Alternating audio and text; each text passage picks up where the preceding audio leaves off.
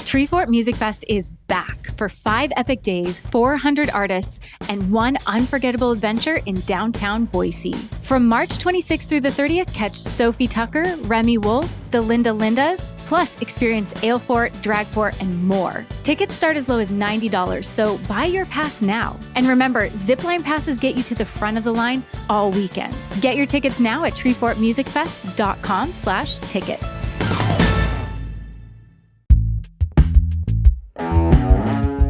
Today on CityCast Boise, could President Trump's attack on the CHIPS Act put 15,000 local jobs on the line? Then, a West Ada teacher is told to take down a sign that simply says, "Everyone is welcome here." And that's not sitting well with students or parents. Plus, we're dreaming of spring break and our favorite free Treefort events.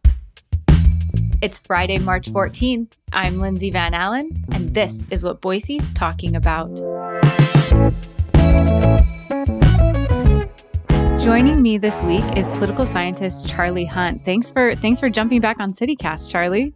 Always a happy Friday when I get to do that, Lindsay. I don't know. We got some interesting things to talk about. I don't know how you'll feel at the end, but I hope it continues to be a good Friday. Let's do it. So the first thing I wanted to talk with you about and kind of get your insight on is the CHIPS Act.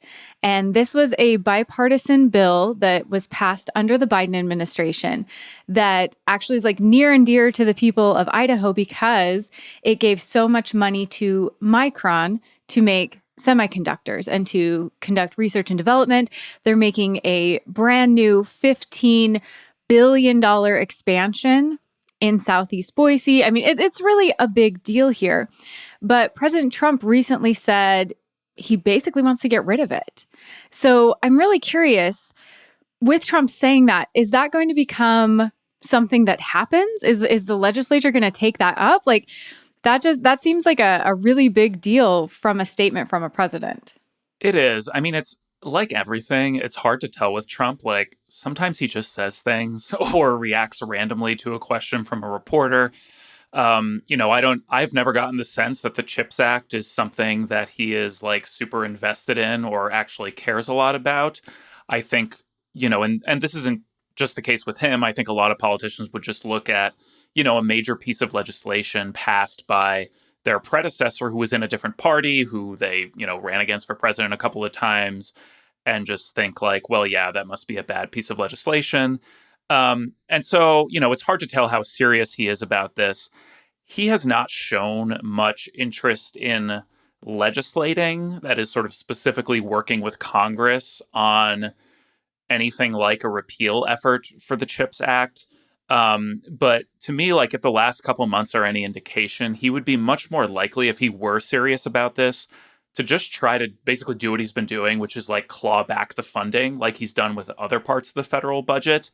But even here, I think he would have a problem even if he really wanted to do this. Like, as far as I can tell, the vast majority of CHIPS Act funding has been allocated already. It's being used by the companies who won these contracts months or years ago. Micron started on this new big Boise expansion back in 2023, and it's supposed to be, wrapping up later in this decade. And so they are already working on this stuff. And so clawing this funding back, like he and Elon Musk have done with a lot of other parts of the federal budget, I think is probably less of a possibility here. What do you think about the fact that, as reported by Nick Rosenberger with Idaho Statesman, Trump's statement came after Bloomberg News reported that 60 employees that were part of the government office responsible for distributing CHIPS money, CHIPS funding, these grants, were terminated by Trump and Elon Musk as part of the DOGE and getting rid of government waste. And do you think that indicates some intent that if they're getting rid of the people who are supposed to be distributing this money, that maybe they really have no intention of any more of this money being distributed? It certainly could be the case. But at the same time, the money is still out there. The money's still been appropriated by Congress, and it was appropriated, at least a couple of years ago. Plus, with a lot of these firings that we've seen from DOGE, a lot of them, the number of mulligans they seem to ask for, where like they're like, oops, we fired all these people that we actually really need and want, and we want to sort of bring them back in. And the other interesting, I think, angle here, Lindsay, is like, this Doge effort is, at least in a titular way, led by Elon Musk. And he has been big into expanding his AI operation and all of his various tech operations. And all of these efforts require a ton of semiconductors, a ton of semiconductor chips being made in the US. And so it's not clear to me why someone like Musk would be really invested in trying to gut this. But I guess if I could explain everything that he did, I would be maybe as rich as he is. So I'm not entirely sure. Well, and I think that's part of what's so interesting is from the Trump administration, there's been lots of talk of wanting to bring manufacturing back to the US. That seems to be the driving force behind a lot of the actions that he's taken at this early time in his administration. And the Micron CEO said that with the CHIPS Act, it would help grow domestic memory production from under 2%, where it was before the CHIPS Act, to 10%. So it doesn't make a lot of sense to cut the funding for the program that would cause so much more domestic manufacturing of this product we absolutely need. It's a weird target, I think, of all the things, right? I think its cardinal sin is that it was signed by President Biden in this case. Like you said, Lindsay, it had bipartisan support in Congress, particularly in the Senate. It got 17 Republican votes in the Senate. It did not get votes from anyone in Idaho's delegation, notably, even though Micron is benefiting significantly from this and was expected to benefit even when this was sort of on the debating table a couple of years ago. But a number of GOP senators have already sort of pushed back, if lightly, on Trump, basically saying that this has addressed sort of vulnerabilities around, America's reliance on semiconductors manufactured in places like South Korea and Taiwan and China, and that there's this national security angle as well that maybe they think Trump hasn't considered. And so, again, I think a congressional route, right, is not viable here. A lot of members of Congress, even ones who voted against this, like our delegation, are sort of reaping the benefits within their districts from all of this money that's being put back into manufacturing. So Congress is not going to be, I don't think, willing to go back and get this money back. So if it's going to happen, it's going to have to happen kind of by force in the way that Musk and Trump have been doing it so far.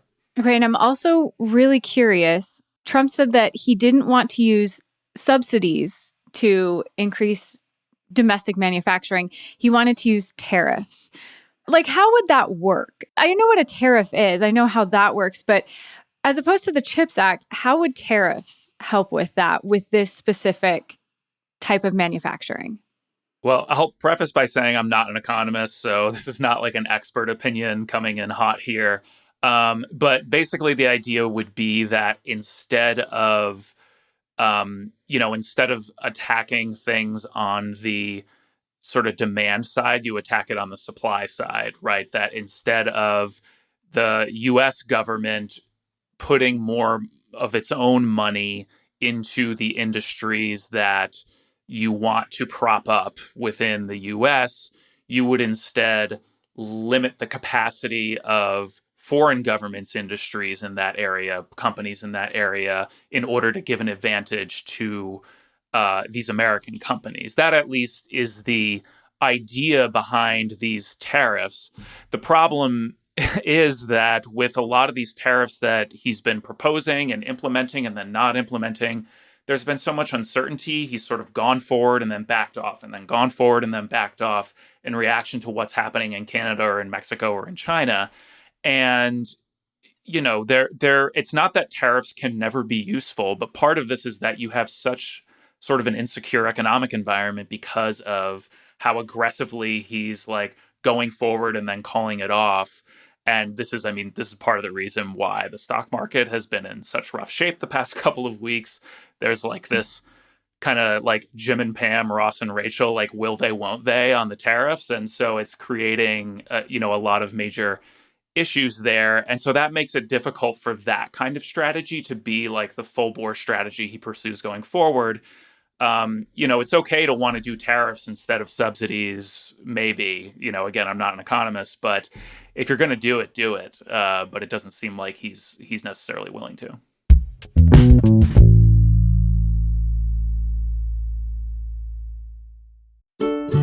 Therapy isn't just about talking, it's about transformation. And Clover Care Consulting's thoughtful approach can help you embrace yourself with a fresh perspective. Founder Christine Aaron, a licensed clinical social worker and veteran, understands how trauma and the stress of everyday life can weigh on you. From traditional therapy modalities to guided meditation and sound baths, she provides a comforting space where you can explore, heal, and reconnect with yourself.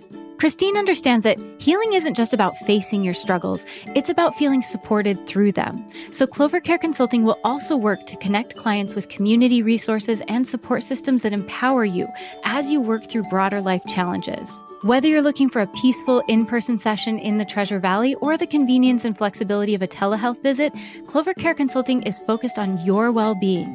Book your first session today at Clovercare, 4u.com. That's clovercareforyou.com. This episode is brought to you by Shopify. Forget the frustration of picking commerce platforms when you switch your business to Shopify, the global commerce platform that supercharges your selling wherever you sell. With Shopify, you'll harness the same intuitive features, trusted apps, and powerful analytics used by the world's leading brands. Sign up today for your $1 per month trial period at shopify.com/tech, all lowercase. That's shopify.com/tech. Charlie, there's another story that I'm really glad you're here to talk with me about today. And that is quite a bit of controversy coming out of West Ada School District.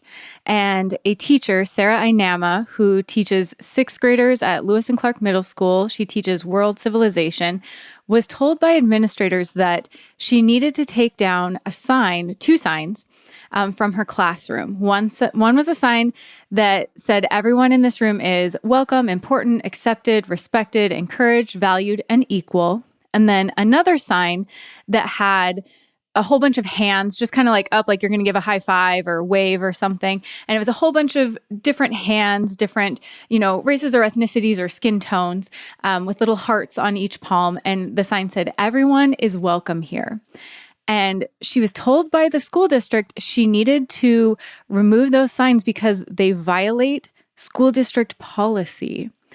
I'm dying to hear your thoughts about this. Boy, oh boy. I think in this case, there's a lot of different elements to this story. So one is that, from what I understand from the KTVB investigation of this was that, and they interviewed this teacher, and that she was told that, in part because of the current political environment, and because of this district policy, that anything that hangs in a classroom needs to be quote unquote content neutral. Okay, so it shouldn't be, pushing some political agenda or ideology or something like that. And they seem to sort of have this understanding that a sign that says everyone is welcome here with a bunch of different sort of skin tones is somehow not content neutral, and that some people might have a problem with a sign like that.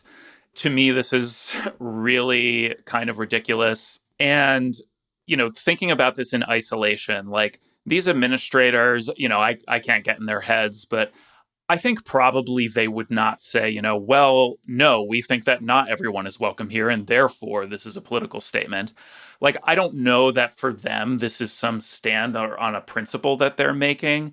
To me, it seems more like they're playing a kind of preemptive defense, right? Kind of complying in advance with a challenge that they think they're likely to get from, far right parents or community members who somehow are offended by this poster. And it just, with a lot of the cultural fights we're having right now, there's political actors sort of on the farther right who are pushing new agendas in terms of like the national conversation or lack thereof around race. And then you have others with more progressive viewpoints who are pushing back. But then in the middle, I feel like you have folks, including a lot of public servants, who maybe just don't think about this issue all that much, maybe don't have preconceived opinions on it, who want to just avoid conflict, avoid lawsuits, avoid like high cost actions and turmoil that maybe they believe prevent them from doing their jobs. And I don't blame folks for being risk averse or not wanting to wade into issues like this, but like, is there not a limit? Like, can we not even stand up and say, yes, actually, everyone is welcome in this classroom? Well, and according to the Statesman article that was recently published, the school district clarified that their issue is not that the sign said everyone is welcome, but rather that they had hands with different skin tones on the poster, which I almost think that's worse. Like, if you're clarifying, that's a worse way to clarify your position, is that the issue was depictions. It's drawings. It's like an artist's rendering of different hands of different skin tones. That's the issue you take, and that the school district said that her having that poster up is not allowing people to express differing opinions that people with different skin tones belong at the school. Like, their messaging is, I'll say it, this is here my personal opinion, their messaging is god awful. I say that as a parent with children in the district. Well, it's so interesting too. Like, with a lot of these cultural fights, it's like a pendulum, right? We had the Me Too era and Black Lives Matter and these nationwide sort of reckonings taking place on identity issues around race and gender. And the pendulum sort of swung towards recognizing these problems. And in doing so, you know, like any social movement, maybe there were excesses in certain places, or some actual DEI programs weren't always effective, or maybe folks on the right just got tired of hearing about this stuff. And so, you know, you have the swing of the pendulum back in a conservative direction. But what seems to be happening more and more is just this massive overcorrection. Like, some of it, I am sure, purposeful, where you're getting a climate where, it's not that there's pushback on some of the ideas behind things like Black Lives Matter, but it's just like any discussion of race at all, any discussion, any acknowledgement that, like, even acknowledging the words race and ethnicity. Like, we've seen this in a lot of the Doge efforts around pulling back research grants. Like, it's not that we can't acknowledge racial disparities, God forbid, or we can't investigate ways of correcting racial disparities, God forbid. It's that we can't even say that all races, all types of people are welcome, are created equal in a children's classroom. And it seems like this sort of massive overcorrection and way of kind of controlling the conversation about race that is it's a little tricky for me. Well, and the school district put out this messaging that tried to clarify their position even further, and I think muddied the waters more for themselves, where they tried to make this sports analogy that, like, well, hey, if we're all playing a basketball game, we got to agree on the same size ball and the same color jersey, or we're not going to know how to play the game, which I don't think is a great analogy for what's happening here. It would be like if the coach had a sign that said, hey, everyone can play on this team or try out for the team, and the school district is like, you can't really say that. Can't say that. That's your opinion. So, and with this statement, even Section 3 of the approved displays said motivational posters. I don't know how far gone you got to be if you think a poster with different skin tone hands that says everyone is welcome is not motivational. And there were other posters, like there are other posters that hang in these schools and classrooms that say very similar things, right? That talk about embracing differences and diversity and things like that. And so it's very strange that like this one particular one was targeted. I mean, it gets to this other thing where the way race relations evolve is not linear. Like one reason I feel like this is such a huge overcorrection and sort of a wrong-headed move is like, I'd be willing to bet a lot of money that an almost identical poster to this one hung in the classrooms where I was as a kid, like in the early to mid 90s. Oh, absolutely. And so far as I could tell back then, nobody batted an eye. This was not controversial. And this gets to something else, which is like, kids get this, right? The kids get this. They don't bat an eyelash. It's the adults that are freaking out. No, it is. It's interesting to see how children in the school district are responding to this because Sarah Inama says her students are wearing bracelets to show support. And these sixth graders are really confused about why this poster would be a problem. In fact, I mean, we're recording this Thursday morning, so not a spoiler because it will have already happened.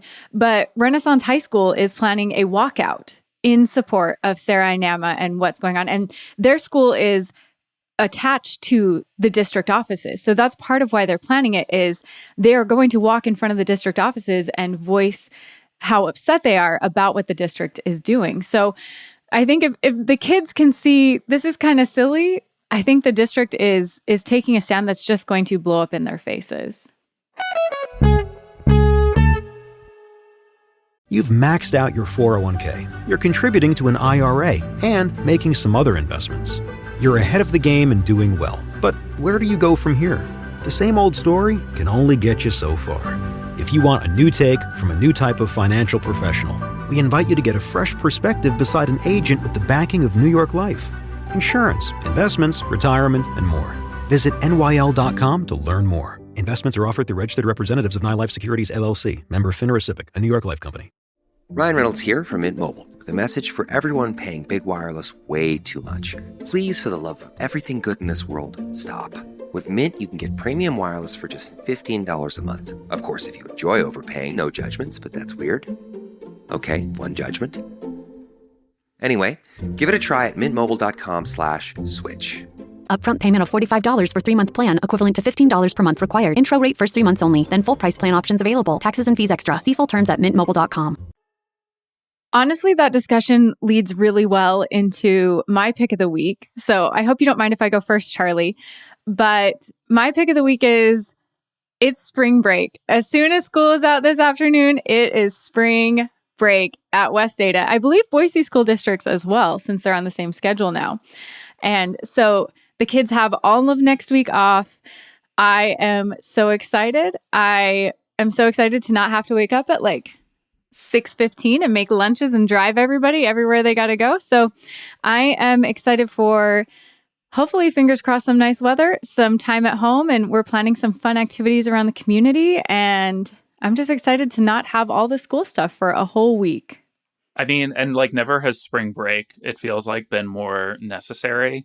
I feel like we could all use a little bit of a breather from everything that's been going on. I, too, am really excited for some good weather. I feel like we got teased a little bit, but it's like there's a light at the end of the tunnel. Well, I won't say everything's going to be okay, but at least we'll at least get to have a little bit of a break. So I can't wait for that either. It all feels like it's a little more manageable when the weather is nice, or you can get these little breaks. Like after spring break, I feel like we're just coasting to the end of the school year. Like once spring break's over, it's like, all right. This is like a month and a half. We all got this. Like lock in, we'll be fine. So this is one of my favorite school year benchmarks. Absolutely. Okay, what's your pick of the week though, Charlie? So the week after spring break, of course, is Treefort. So Treefort is on the horizon. I've actually never been to Treefort, but I am going to be at Treefort this time. And that is because my podcast that I do with my Boise State colleague, Jackie Kettler, called Scandalized, it's on Boise State Public Radio. We are going to be doing our very first live show as part of the Podfort lineup. We are super, super excited about it. Our first season aired last year, and we're really happy with how it turned out. And, you know, we're already thinking about what we want to do for season 2. It's safe to say we have enough political scandals in the last couple months alone to probably fill like several seasons worth of material. But we're super excited to be doing this live show. If any listeners are interested in joining us, it's going to be on the Thursday of Treefort Week, March 27th at 4 p.m.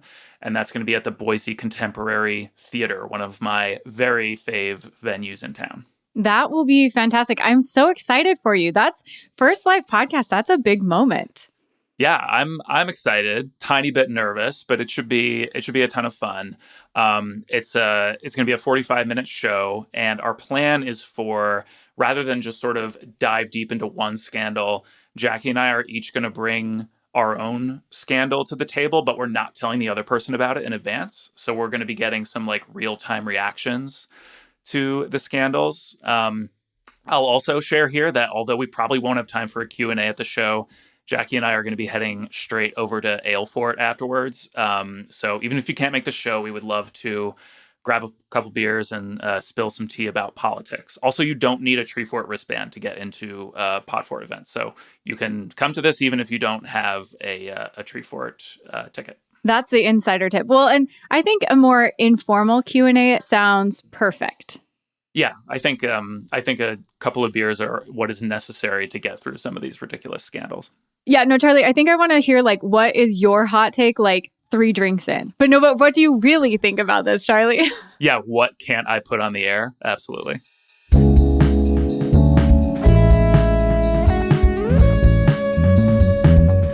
That's all for today here on CityCast Boise.